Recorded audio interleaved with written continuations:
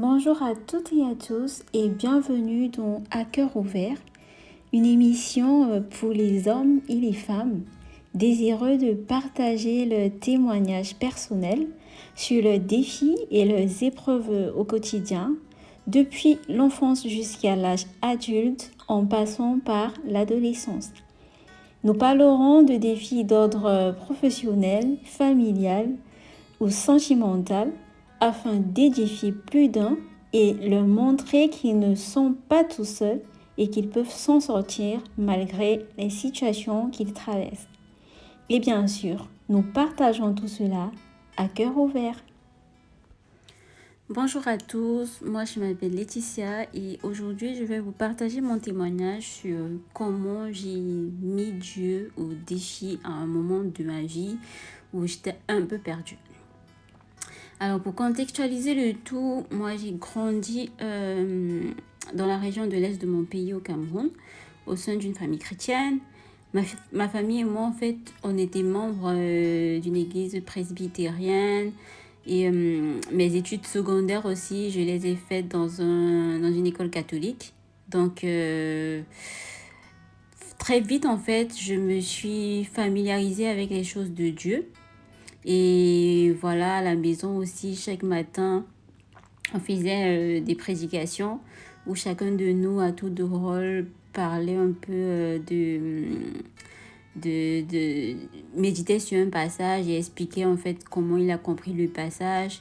Et vraiment, mon papa, il était très strict sur le côté spirituel, au point où le dimanche, on ne faisait rien d'autre qu'aller à l'église, quoi. Donc à cette époque de ma vie, je connaissais le Dieu rigoureux, le Dieu qui punit. C'est cette facette de Dieu-là qu'on m'avait présentée en fait. Et à vrai dire, j'étais dans une ville où il y avait beaucoup de débauches et toutes sortes de dépravations de mœurs. Et les églises en fait n'étaient pas épargnées en fait. On trouvait tout ce qu'on trouvait dans le monde, on trouvait dans l'église. Et parfois dans mon école, ça ne choquait pas qu'une fille en 6e ait déjà des rapports sexuels. Il y avait des filles qui tombaient enceintes en classe de 4e. Donc dans tout ça en fait, dans tout ce chaos-là, mon père en fait, il a toujours pensé que c'était son devoir en fait de nous mettre en garde pour que nous ne nous perdions pas en fait. Donc j'ai grandi en fait dans cette peur d'être punie par Dieu et en même temps par mon père pour les bêtises que je ferais. Mais je n'avais pas peur du péché en lui-même en fait. C'était pas pour moi quelque chose qu'il fallait forcément fuir. En fait, en surface, pour moi, c'était juste qu'il fallait pas le faire, sinon mon père allait me punir, Dieu allait être fâché. En fait, je n'avais pas peur du péché. Il était tellement présent autour de moi que je ne le considérais plus vraiment comme un danger. Il y avait que des choses que j'estimais vraiment immondes, que je pouvais considérer comme péché en tant que tel et dont je ne m'y livrais pas. Il faut dire que je ne me livrais pas à ces choses, non pas par le principe biblique qui consiste à fuir le péché. Je les faisais juste parce que je ne voulais pas ressembler aux autres, parce que j'avais peur de mon père et parce que, voilà, il y avait des conséquences. On ne m'avait pas parlé de ce que Dieu a fait pour moi. On me parlait juste en fait de ce que je ne devais pas faire pour le mettre en colère.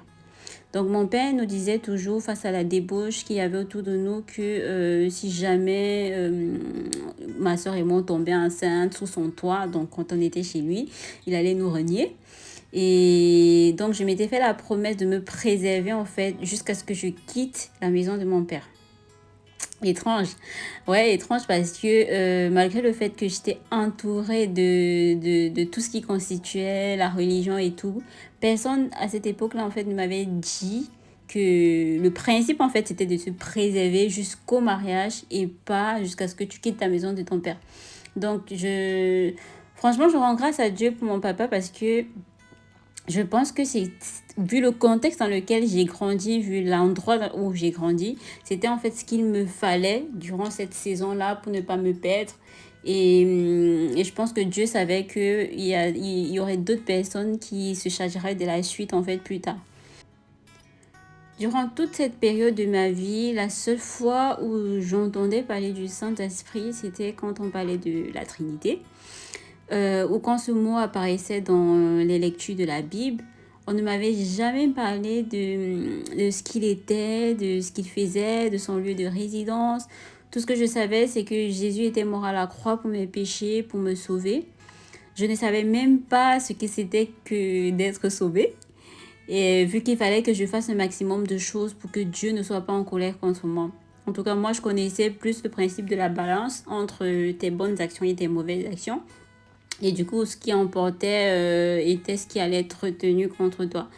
Donc, après mon bac, du coup, j'ai quitté la ville dans laquelle j'ai grandi et je suis partie à l'université dans la capitale du pays, à Yaoundé.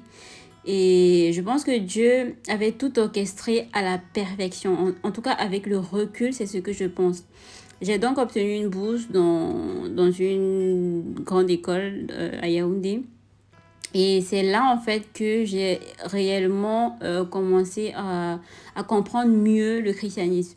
J'ai eu la grâce de rencontrer des personnes merveilleuses qui m'ont parlé de ce qui est vraiment la nouvelle naissance, que j'entendais un mot que j'entendais pour la première fois, à part le born again, voilà, qu'on entendait partout, qui nous faisait rigoler quand on voulait se moquer des gens un peu trop spirituels. Mais je ne savais même pas que ce mot nouvelle naissance était biblique, en fait. Voilà. Je croyais en fait que je connaissais Dieu jusqu'à ce que je rencontre ces personnes-là. Et j'ai intégré en fait une cellule de prière avec des amis.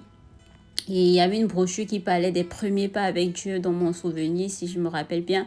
Mais on va dire que c'était pas vraiment le déclic. Le déclic, lui, il est venu par... en fait, la brochure, c'était pas le déclic. Hein. Le déclic, il est venu quand... une amie a posé une question lors de notre réunion et elle a demandé si on dit aujourd'hui que Jésus revient, est-ce que vous partirez au ciel? Bon, dans ma tête, la réponse était claire en fait pour tout le monde. Je m'attendais à ce que tout le monde dise non. Mais à ma grande surprise, en fait, il y a 2 ou 3 personnes qui ont dit oui. Au fond de moi, en fait, j'étais en colère. Parce que je me disais, mais ils se prennent pour qui? C'est les mêmes gens avec qui je suis en classe tout le temps. Ils sont pas parfaits en fait, mais pourquoi ils disent oui? Et j'étais troublée, mais voilà, je n'osais pas parler. Je me sentais indigne face à ces personnes qui étaient saintes à leurs yeux. Et je fus réveillée en fait dans mes pensées par une amie qui avait dit oui et qui expliquait pourquoi en fait elle avait dit oui. Et je m'attendais à ce qu'elle dise je fais ci, je fais ça, je ne suis pas comme ça, je ne suis pas comme ça. Et tout ce qu'elle a dit, c'est j'ai l'assurance de mon salut en fait parce que la Bible dit que si je suis née de nouveau et si je crois que Jésus est le Fils de Dieu, qu'il est mort sur la croix pour mes péchés, et si je l'accepte comme mon Seigneur et mon Sauveur, alors je suis sauvée.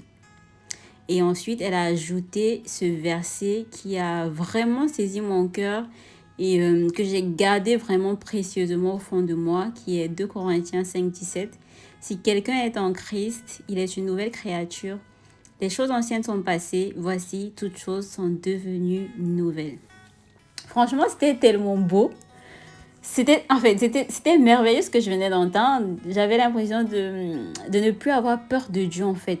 Je commençais à ressentir ou bien à connaître un peu le Dieu amour. Je ne voyais plus le fouet de Dieu, je voyais son amour, en fait. C'était comme un voile de réconfort qui me transperçait. J'avais envie de rester là et d'en attendre davantage, en fait. C'est comme un mystère qui se révélait à moi. Et je pense que c'est à partir de ce moment-là que Dieu a commencé à m'attirer en lui. Et là, on était en 2012.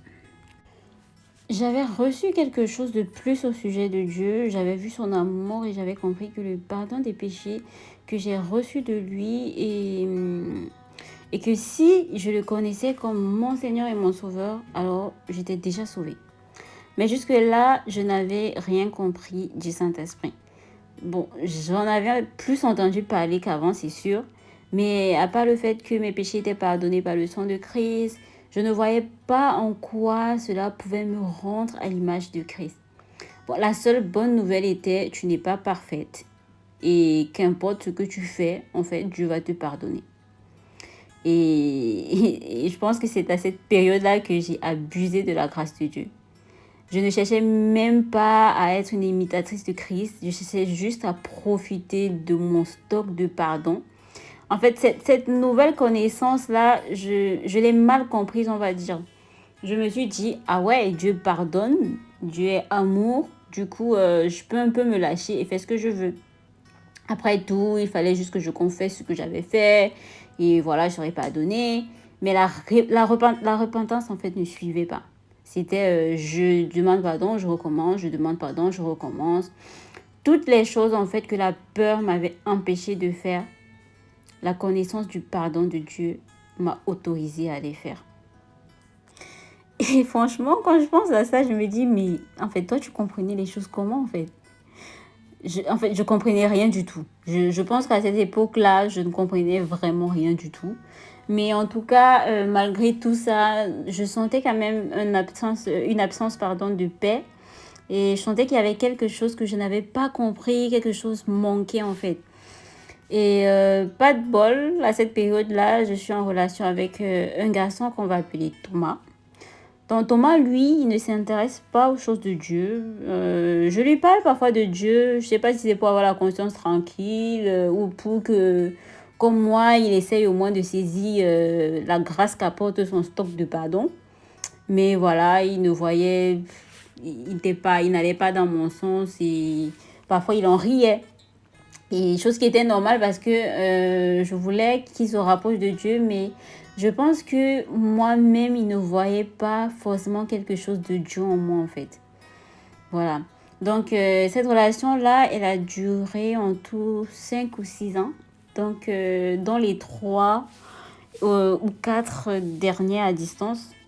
Et je pense que c'est à cette période-là que j'ai le plus abusé de la grâce de Dieu.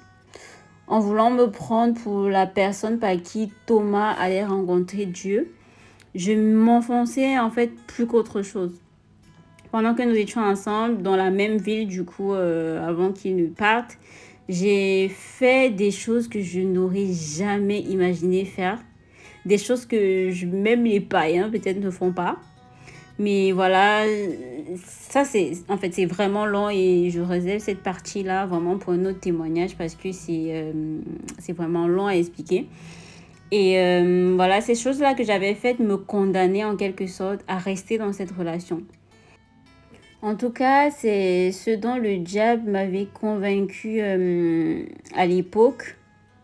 Donc finalement, nous nous sommes séparés avec Thomas. Bon, pas séparés, mais la relation, en fait, elle est passée d'une relation ensemble à une relation à distance quand Thomas a décidé d'aller poursuivre ses études à l'étranger. La première année de relation à distance, tout se passait plus ou moins bien. Mais à partir de la deuxième année, je commence quand même à me poser des questions.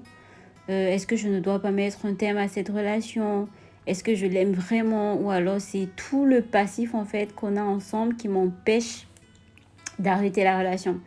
Et comme j'ai dit, le diable m'avait mis en tête que vu tout ce qui s'était passé avec lui, il était mieux pour moi en fait de finir ma vie avec lui. La même année, du coup, donc la deuxième année de notre relation à distance, je rencontre un autre garçon qu'on va appeler James. James, voilà, c'est un très beau gosse, il est super sympa, on s'entend très bien et on passe beaucoup de temps ensemble.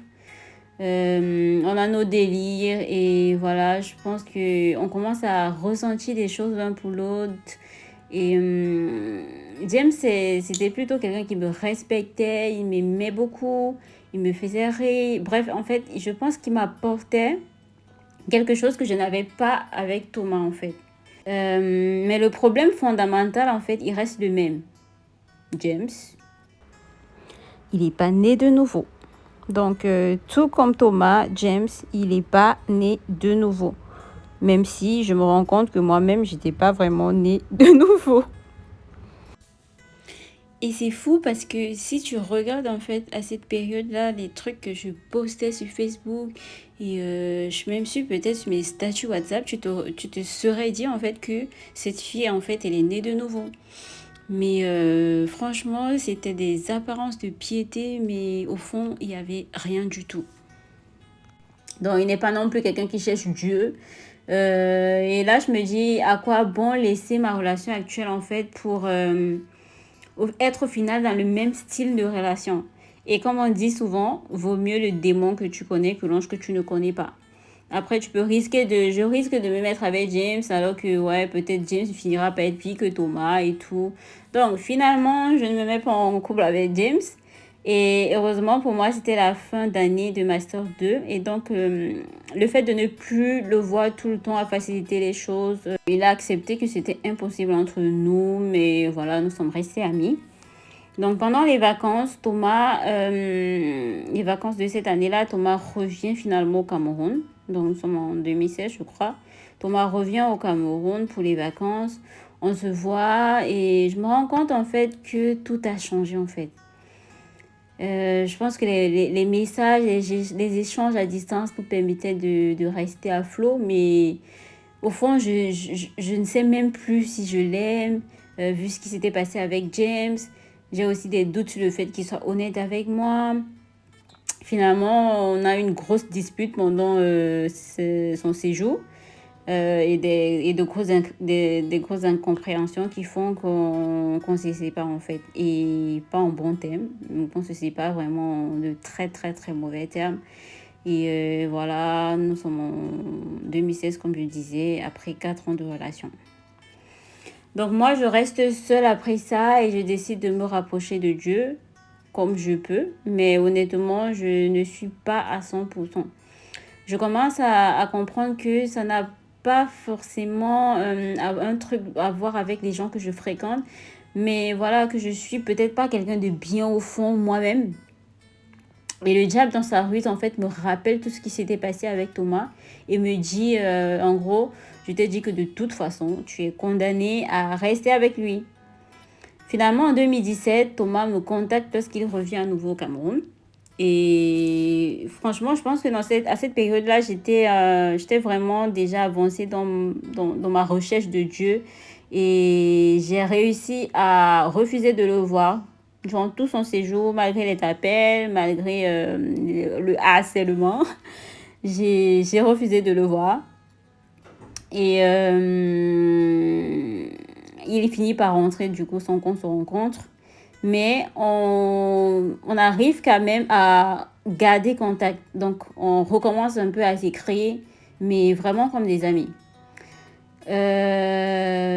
En fin 2017, du coup, moi, je devais me rendre en France pour une formation. Et comme je disais, on avait gardé le contact et nos échanges devenaient un peu plus... ouais, la flamme, je sais pas si je vais appeler ça la flamme, mais les sentiments refaisaient un peu surface. Et donc moi, pendant ma formation, j'accepte de revoir Thomas et rebelote. Donc on retombe dans cette relation, on retombe dans l'absence de paix, la fuite de la présence de Dieu, il n'y a plus de prière, il n'y a plus de lecture de la Bible. Au fond, je sens en fait que je ne suis pas à ma place. Mais je reste là parce que le diable m'avait convaincu que voilà, je devais être là et que c'était ma place. En même temps, l'église dans laquelle j'allais commencer à me saouler. J'avais l'impression que je n'étais pas aussi à ma place. Et je commençais déjà à rechercher une nouvelle église dans laquelle je devais aller. J'avais même une en vue, mais j'ai jamais eu le déclic qui m'a fait me dire qu'un dimanche matin, tu te lèves et tu y vas. Donc, en début 2018, 2017 est passé depuis fin septembre, depuis fin septembre 2017, on s'est remis ensemble. Et on est en début 2018 où Thomas revient au Cameroun. On se voit et voilà, c'est pareil. Il y a toujours quelque chose qui ne va pas. Il dit des choses, mais ses actions sont contradictoires. Finalement, une situation que j'avais provoquée en fait pour le tester, ce produit. Et je confirme en fait que c'est pas quelqu'un de bien. Bon, en tout cas, c'est pas quelqu'un de bien pour moi. Et d'ailleurs, je pense que moi non plus, j'étais pas quelqu'un de bien pour lui. Honnêtement, je ne pense pas pour la victime du tout, du tout. Vraiment, je ne suis pas une victime. On était tous les deux on était tous les deux pas bien l'un pour l'autre, si vous voulez. Et donc, lui, il rentre en France et moi, je reste toujours dans mes questionnements. Jusqu'en ce qu'en avril 2018, je reçois un appel qui va tout faire basculer avec des énormes révélations, en fait, sur Thomas. Donc, malgré, en fait, la situation que j'avais orchestrée, où j'avais vu qu'il n'était pas quelqu'un de bien et tout, j'avais pas mis un terme à la relation. Je confonds de Thomas, du coup, mais Thomas nie tout en bloc. Et en fait, dans cette situation-là, je sentais que Dieu me pressait, en fait, de laisser cette relation tomber. En fait, je crois que j'étais arrivée au point où Dieu me disait, c'est ta dernière chance, en fait. Si tu ne quittes pas de là, je sais plus, en fait, comment je vais te rattraper. Ça, c'est le sentiment que j'avais. Et du coup, là, je sais pas quoi faire. J'ai des révélations qui ont lieu en France. Moi, je suis au Cameroun. Je lui demande, il me dit que c'est pas vrai, je peux pas vérifier. Et c'est vrai que j'avais des amis en France, mais j'avais même honte, en fait, de demander à quelqu'un. Parce que je pense qu'au fond, personne ne comprenait. Peut-être je peux me tromper, mais avec du recul, je pense que personne ne comprenait, en fait, ce que je faisais dans cette relation-là. Faut dire que moi-même, à vrai dire, je comprenais plus trop. Donc, j'avais une collègue à cette période-là qui voulait me présenter des prétendants très souvent. Et quand je lui disais que j'étais en couple, elle me demandait toujours est-ce que c'est la bonne personne. Et je crois qu'elle ressentait un truc bizarre en fait dans mon histoire. Du coup, au moment de ces révélations-là, elle me partage une neuvaine au Saint-Esprit. En temps normal, franchement, je lui aurais dit vos choses des catholiques là, je ne veux pas du tout. Mais finalement, en fait, je prends le papier qu'elle me donne et je décide de faire la neuvaine en enlevant tout ce qui est chapelet, prière à Marie et tout. Et je me contente de lire les textes bibliques, les méditations et tout. Je rentre du coup avec ce papier-là, je suis assez troublée par tout ce qui se passe, par tout ce que je viens d'encaisser comme information. Et là, je mets vraiment Dieu au défi et je prends ce papier et je dis, je vais faire cette neuvaine et Seigneur, si tu me montres ce que mes yeux ne voient pas, ce que mes yeux charnels là ne voient pas, moi je te promets que j'arrête définitivement cette relation-là et je ne cherche plus rien d'autre que toi. Donc je ne vais plus être à moitié avec toi. Et je vais faire tout ce que je peux avec ton aide pour te servir correctement. Voilà ce que je dis à Dieu et je commence la neuvaine. Le 3e jour de la neuvaine, vraiment le 3e jour, je reçois un message en fait avec la confirmation de tout et même des vidéos de conversation à l'appui qui confirmaient en fait toutes les déclarations que j'avais eues auparavant. Et à cet instant-là, en fait, je me suis dit, waouh, en fait, Dieu, il entend. Dieu entend. Dieu, il répond. En fait, c'était la première fois que j'avais l'impression que j'avais parlé à Dieu. Il m'avait écouté. Il m'avait répondu. Et le timing, franchement, j'ai repensé à la promesse que j'avais faite. J'ai pleuré toutes les larmes de mon cœur. J'ai eu mal. J'ai compté les années, les bêtises que j'ai faites. Mais j'ai saisi la main de Dieu. J'ai saisi vraiment la main que Dieu me tendait à ce moment-là. Honnêtement, même si ça venait de Dieu, je vais pas mentir, c'était dur. C'était vraiment dur à accepter. J'ai fait une petite dépression parce que je repensais toujours en fait aux mensonges que l'ennemi avait semés dans mon cœur. Comme je disais, je cherchais depuis peu une église et finalement pendant ces lamentations-là, Dieu me met donc à cœur de partir à l'église que j'avais en tête depuis un moment à Douala. En fait, parce que ce qu'il faut savoir, c'est que à cette période-là, j'étais en mission dans une autre ville. Du coup, je devais, le Saint-Esprit me... Bon, là, je savais pas que c'était le Saint-Esprit, mais en fait, Dieu, à ce moment-là, me poussait à rentrer à Douala pour assister, en fait, au culte de la Pentecôte dans cette église précise-là. Et en fait, au fond de moi, j'étais tellement mal que j'avais la certitude que c'était un rendez-vous divin et qu'il fallait absolument que j'y aille. Donc, je prends le bus, j'arrive à Douala. C'était pour un week-end parce que je devais repartir à Yaoundé pour continuer la mission. Du coup, je suis repartie spécialement à Douala pour faire ce culte-là de la Pentecôte dans cette église-là. Et honnêtement, je peux dire que ce jour-là, en fait, j'ai vécu littéralement ma Pentecôte. Donc oui, ce Saint-Esprit-là qui était si abstrait, je l'ai vu à l'œuvre. Ce Saint-Esprit dont on ne m'avait jamais clairement parlé, il m'a parlé de lui-même. Ce Jésus qui est mort pour mes péchés, il m'a réellement sauvé lui-même ce dimanche 20 mai 2018, jour de la Pentecôte. Et pour moi, c'est ce jour-là, en fait, que c'est cette date-là que je retiens comme la date de ma nouvelle naissance parce que, en fait, c'est le jour où j'ai vraiment reçu le Jésus Seigneur. Parce que avant, je pense qu'avant, j'avais reçu le Jésus Sauveur, mais c'était pas complet, en fait. Et là, je venais vraiment de compléter le truc. Je venais d'avoir le Jésus Seigneur et Sauveur. Et vraiment, c'est ce jour-là que j'ai réalisé le verset que j'avais saisi dans mon cœur, dont je parlais au début. Les choses anciennes étaient passées et toutes choses étaient devenues nouvelles. En un claquement de doigts, mon état, mon âme, toutes les émotions qu'il y avait, vraiment, le shift était immense en fait. Et là, j'ai commencé à vivre pour Dieu, vivre pour plaire à Dieu, à me dépouiller du vieil homme, marcher dans la sanctification, prendre conscience que le Saint-Esprit vient en moi et qu'il est mon fidèle conseiller. Le puzzle prenait forme, ces choses incompréhensibles devenaient de plus en plus claires. Je cherchais Dieu, je regardais des vidéos, j'écoutais des messages, j'étais à fond dans la Bible. En fait, je vivais pour Dieu.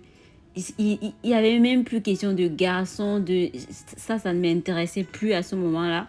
Je voulais juste parler de Dieu aux gens, pas vraiment du Dieu qui pardonne les péchés seulement ou qui est mort seulement pour nous à la croix, mais le Dieu en fait qui donne la capacité grâce au Saint-Esprit de vivre selon ses voies, de marcher dans la sanctification, le Dieu qui nous a laissé avec le Saint-Esprit pour qu'il nous enseigne toute la vérité, qui nous convainc de péché, de justice et de jugement. Oui, en fait, c'est ce Dieu-là dont mon oreille avait entendu parler, mais que ce jour-là, mon œil a vu. Et que mon œil, en fait, continue de voir encore aujourd'hui. Donc, à partir de ce moment-là, il s'est vraiment révélé à moi parce que je l'ai tellement cherché. Et j'ai été sincère, en fait, dans la prière que je lui avais faite. Vraiment, quand je disais, Seigneur, si tu me montres ce que je ne vois pas, il a vu, en fait, que mon cœur était sincère à ce moment-là et il m'a répondu. Avant, je voulais, en fait, tout de Dieu, mais je voulais rien lui donner, en fait, de moi. Mais dès cet instant, je ne voulais plus, en fait, rien faire sans lui. Je voulais tout de lui, tout donner. J'avais trouvé quelque chose de plus grand, en fait, que tout, de plus fort que tout, de plus beau que tout. Et c'était l'amour et la justice de Dieu. Donc, la meilleure décision que j'ai prise dans ma vie, vraiment, c'est celle d'avoir accepté Jésus comme Seigneur et Sauveur de ma vie. Pas juste le Sauveur qui meurt pour mes péchés, le Seigneur mais le Seigneur, en fait, qui gouverne ma vie, celui qui est assis sur le trône de mon cœur et qui dirige ma vie au travers du Saint-Esprit qui habite en moi. Et pour vous dire à quel point c'était intense, moi qui refutais le baptême, qui ne comprenais pas pourquoi les gens se rebaptisaient et tout, j'ai eu dans mon cœur cette soif-là de me baptiser, de me faire baptiser. Je me suis fait baptiser et franchement, j'ai envie de dire à quelqu'un, Dieu répond les gars, Dieu répond. La Bible dit que Dieu est le rémunérateur de ceux qui le cherchent. Si tu cherches vraiment Dieu avec un cœur sincère, un cœur à nu, mais vraiment dans la sincérité, dans la vérité, vraiment, il va te répondre. Le Seigneur, il est fidèle. Et quand je parle du shift, vraiment, ne pensez pas que ça a été facile. Vraiment, ça n'a pas été du tout facile. C'est vraiment fait crescendo. Il a fallu du temps pour pardonner, non seulement à Thomas, mais aussi à moi-même. Donc, c'était vraiment un processus, mais tu sentais qu'il y avait une différence, en fait. Tu sentais que là, il y avait la main de Dieu. Donc, voilà un peu ce que je voulais partager avec vous. J'espère que mon témoignage vous a béni. Et gloire à Dieu vraiment pour ce qu'il fait dans nos vies. Et si vous avez un témoignage à partager, n'hésitez pas à écrire en commentaire. Et voilà, pour la gloire de Dieu, on partagera votre témoignage. Et il est différent en fait plein de personnes. Que le Seigneur vous bénisse.